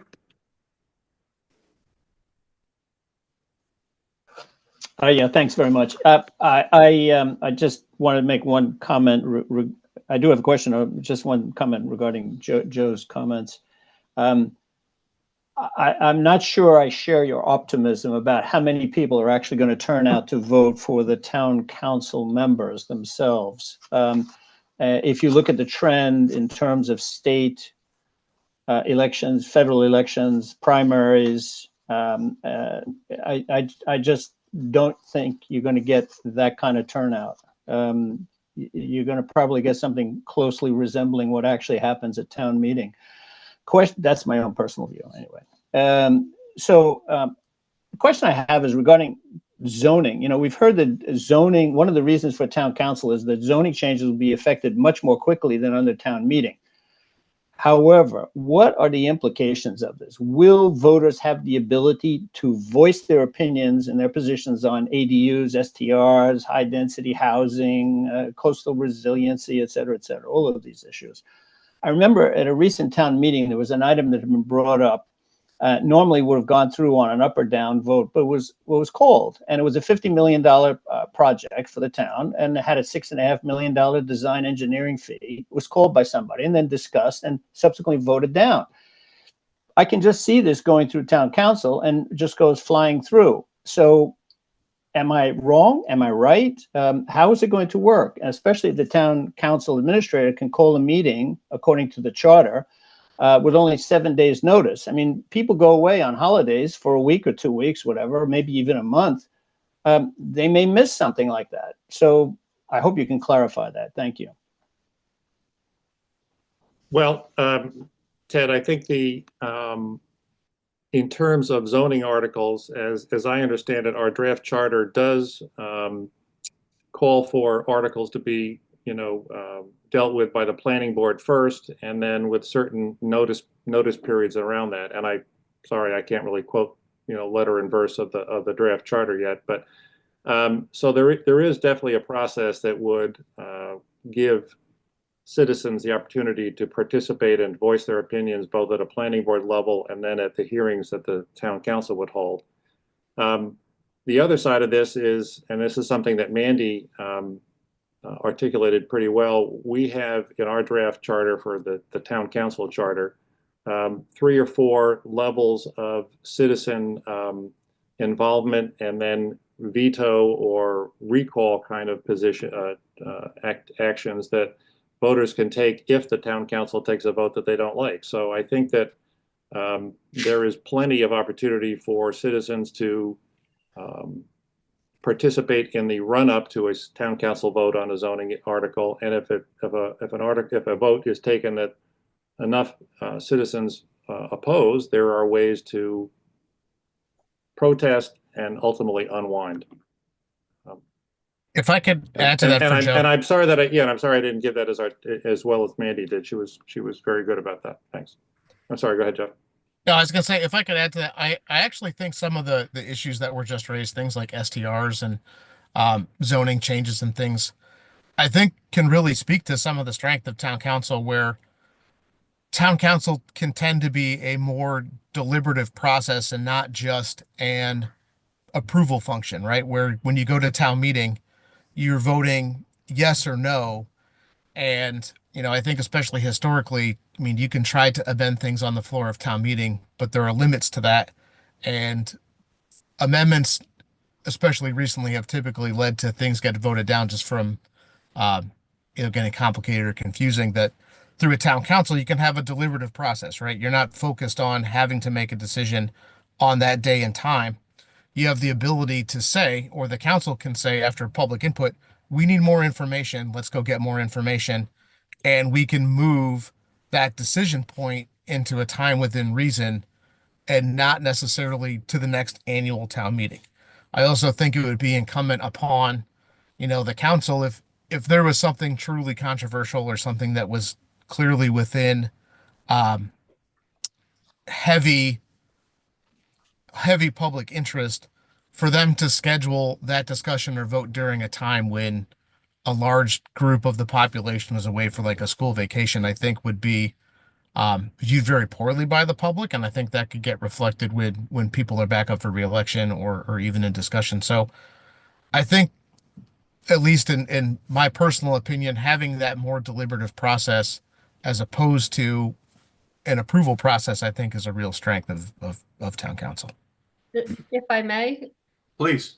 I will just say what you just described, Jeff and Joe, is how it has happened in Amherst. If revisions come up, they can be delayed. The vote can be delayed. We can really look into it. The quickest we've done a zoning change with all the hearings and all is probably 2 months. And that was some really basic stuff that had been in operation. We were permanent for COVID stuff. We have a zoning that's coming up for a vote in a month because it's not even in front of council yet, that has been in front of planning board and committee for 6 months now. So it generally is 6 months to 8-10 months for zoning to actually take place. Mandy, I assume your council meetings are televised or broadcast to the public? We are hybrid right now since COVID. So yes, publics can comment through Zoom or in person. So sitting at home, I could watch the Zoom and raise my hand and be called on. Okay. Thanks. Let's see. John, you're up. Yeah. So a couple statements and a question. I'd hate to be known as the city known as the town of Nantucket. And in the end of the town meeting, 150 people is better than the 9, and it's usually maybe 250 in the end. But do you think the town meeting is any less transparent than town council will be, and why? Is Is anybody? Is that to anybody? Yeah, that's to anybody, to Joe, I guess, or or Jeff. The point, Joe, is that some people view town meeting as the epitome of transparency, and that each move up the ladder, things become less and less transparent. Definitely.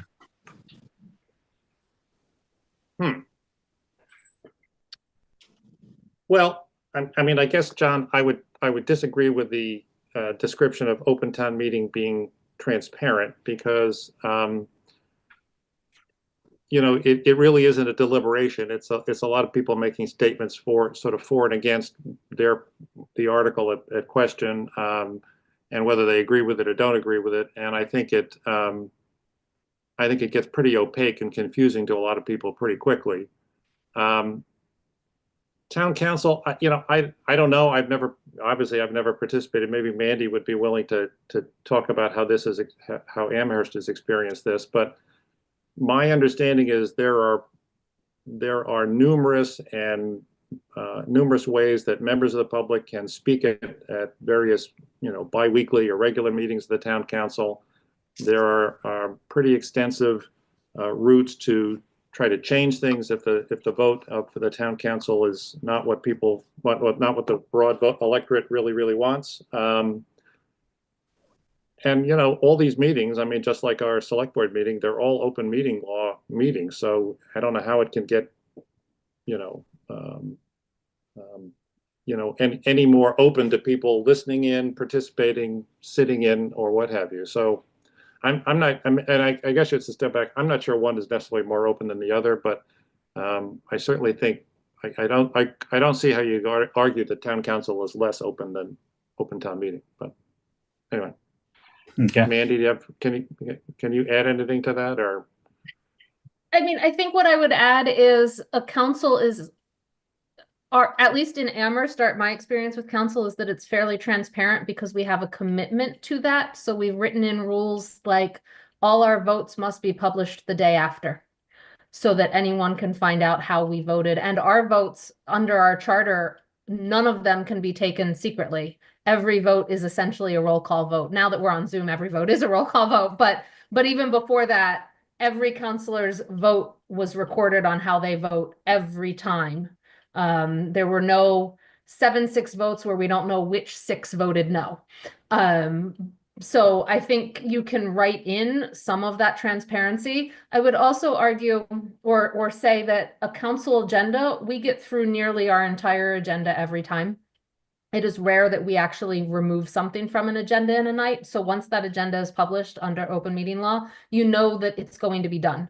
In our town meeting, we might have, I sometimes went into town meeting not knowing which articles I would see that night, because I didn't know if one would come out of order at a motion at the beginning of the meeting. And so someone could, and then if some debate took a long time, even if you expected to be that night, if it hit 10, given our town meeting rules, the meeting was basically over and you couldn't start a new article, you might sit through 4 hours and never get to your agenda item that you came to speak on. So I think there's arguments both ways, but a council can be just not, if not more transparent than a town meeting.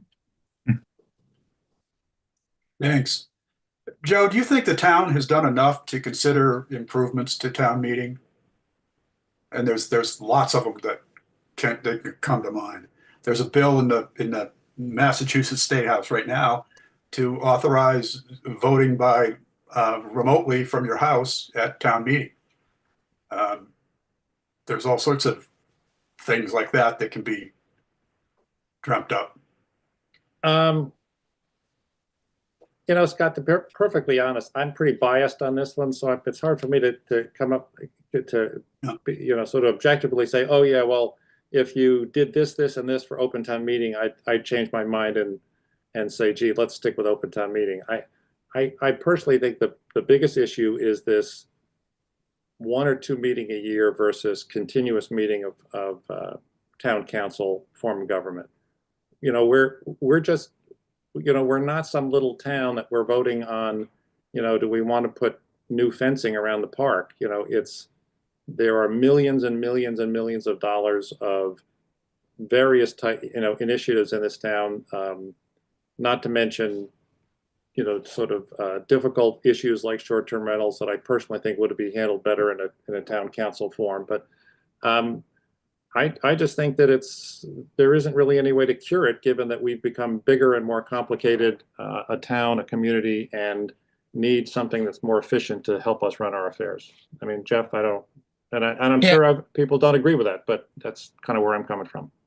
I mean, I'll add a bit to that. I think, a few years ago, the town did have I'll get the name wrong, but they did a town government study committee, and from that committee, was chaired by John Brescher at the time, came out with a series of recommendations that focused on charter improvements really related to the existing government system. And some of those have been implemented, some of them have been proposed and voted up or down.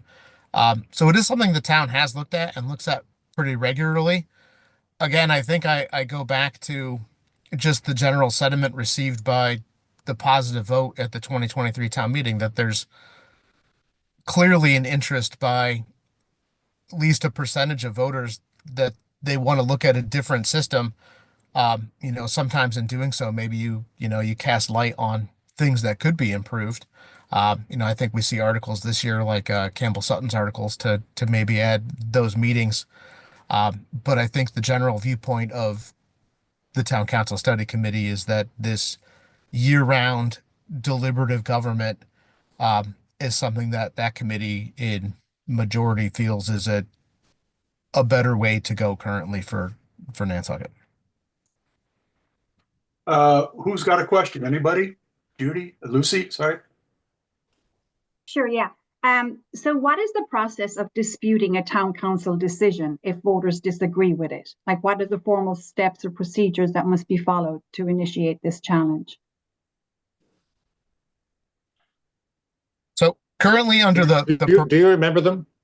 Yeah. So, Go. Well, currently, if they want to challenge a decision by the council, and I apologize for, again, I'm in the car, so I don't have all of the stuff right in front of me, but there's a mechanism to do it where any group of citizens can pull together enough signatures and essentially petition the town council to put that decision to a vote to, either have a different decision or affirm the existing position. But that's something that the citizens have the ability to do. Obviously, the threshold that would be set for that needs to be appropriate, where you got to strike a balance between making it so simple that every decision would get tied up in that manner to, we really want to make sure that if it's important, that it's realistic that folks can go out and, challenge that decision. Again, I think too, and I think it's really important for the council, right, when they are making decisions and have these rules and discussions, right, to have a level of integrity and accountability where you're making decisions in that open, transparent manner so people can understand the discussions that are around it, that, using that deliberative process, that you're having public input and hearing what people have to say. And then doing that transparently. And if you need to use that citizen right to overturn a decision because folks are aggrieved, I think it's important to have that. But I also think that you need to take all of those steps in advance of that as a council to do your best to ensure that good governance is happening. And I think that's really critical. And I've been really excited to hear Mandy talk about how the Amherst Town Council seems to take those steps, to have citizen involvement, to have, those discussions. And I think that can lead to hopefully never needing to use that provision where citizens come together to overturn things, but to have that in the back pocket just to, keep the old sword of Damocles over the council's head to do a good job. This is what I meant when I said at the beginning that there are going to be some very fundamental changes if this goes through. And I think the first one is that we're not going to get together as a town and debate the big issues as one. STRs, our island home, those sorts of things. We're going to be relying on a town council to make the final decision based on the inputs it gets, which is frankly a strength of their soliciting input as much as anything. And I hope that you guys take that to heart and think about how to solicit greater input from the public as you finalize your charter, because that's sort of where the rubber meets the road. We have time for one more question. Sorry, Scott, could I follow up on my question? Please do. I'm sorry. Yeah, no, it's all right. Yeah. And, I agree with Jeff because, you kind of have to, you don't want every decision overturned. But according to the charter, like some of these request a lot of signatures, and as some of these actions to dispute the council, like there's 200 signatures for one of them, then you have to, and the town council can decide to continue on with it. And then you've got 60 days to pass it. And you need to get a percentage of the registered voters, is it 20% of the registered voters to show up on that day, which is really hard to vote. And so it's really challenging if you do dispute, is what I'm saying. If you do dispute one of the challenges, especially when we don't have, I think last year, 2024, we had, how many did we have for the annual town meeting? 23.9% people show up for the annual town meeting election. And if we need to get 20% to show up, and the time restraints on the days to collect all these signatures it's quite challenging, is what I'm saying, for the public to overturn this. Well, I guess the first thing, Lucy, is I don't think we had 23% of the voters show up at annual town meeting last year. I think it was about the election. I'm sorry, Joe. The election. Yep. Okay. Sorry, my bad. No, that's all right. Again, I don't have I apologize. I don't have a copy of the draft charter in front of me, nor do I have sort of all these levels of protest, if you will, in my head. But I know that in the draft, when we had our meetings to talk about some of these access for the public, access for voters, we have the same four sort of components that Mandy talked about. We did include language that would allow for certain issues the town councils who call a open town meeting for open discussion. We have a variety of the number of signatures required to get to sort of each level of difficulty. But I don't remember all the specifics, Lucy, so I can't kind of go through it for you. But I would also just comment, I mean, part of what's happening is this is a representative form of government. And so while you want to give the electorate the opportunity to change decisions that were really unpopular and really didn't reflect what's going on in the town, at the same time, it has to have a certain hurdle. Otherwise, you'd be dealing with totally protest on everything. So. Yeah, no, I totally agree with you, but I'm just saying it's hard to get a lot of signatures and percentages of the registered voters. I think the big percentages of voters are pretty far down the pipe of something where people are really either trying to recall a town councilor, in effect, pull them out, get them out of office, or call for another vote on something, a public vote on something. So they are deliberately made to be difficult. Thank you. If I could add to that really quickly, and then I promise I'll be brief, Scott, is sure. I think really what it comes down to with all of these and with any form of government, whether it's open town meeting or town council or representative town meeting, right, is a willingness of both the government itself and the folks involved to commit to education, right, to understanding what's going on and getting things out there and being transparent and doing that. And I think that having mechanisms to overturn and do that is super important, like I said. But again, for me, speaking as Jeff Carlson, independent person here, education and involvement are those critical pieces that hopefully avoid those processes, because you're going to make decisions that your counselors are educated on and have spent the time. They've, talked to constituents, they've talked to the major players involved, and are going to try to make that best decision, right? And I think that goes for town meeting too, where, I always hope that everyone goes in prepared to town meeting and aren't just opening the warrant for the first time when they sit down, right? Like there's varying levels of outreach in that. So I really think that's, for me, been the take-home message for all of this and all of this process is I think we could all do better with being involved and being educated in all of these things. I agree. Ted Giletti has a comment up in the question and answer block. The key is to educate the voters on the need for civic involvement, whether town council or town meeting. I'm going to note the date. Ted and I agree. That's a good one. We'll let that be the last word. On behalf of the Nantucket Civic League, I would like to extend our heartfelt thanks to all of our presenters. Special thanks to Mandy for spending time with us and imparting her wisdom. Thank you also to my Civic League colleagues, Maureen Phillips and Rick Atherton, whose assistance was vital in organizing this forum. And of course, thanks to the stalwarts at Nantucket Community Television. A public YouTube of today's forum will be released later today for on-demand viewing. We'll advertise the link to encourage further viewings in advance of annual town meeting. NCTV8 will also be rebroadcasting this forum frequently in the weeks ahead. Finally, thanks to the viewers and those of you who submitted questions to our speakers. We've all got a lot of thinking to do before the annual town meeting. One thing I learned in preparing for today's forum is that there is no right answer. What's good for one community might not be good for another of the same size. Sometimes changes need to be made for the sake of progress, like in Amherst. Other communities are very attached to their current style. But the point is that no one form is perfect.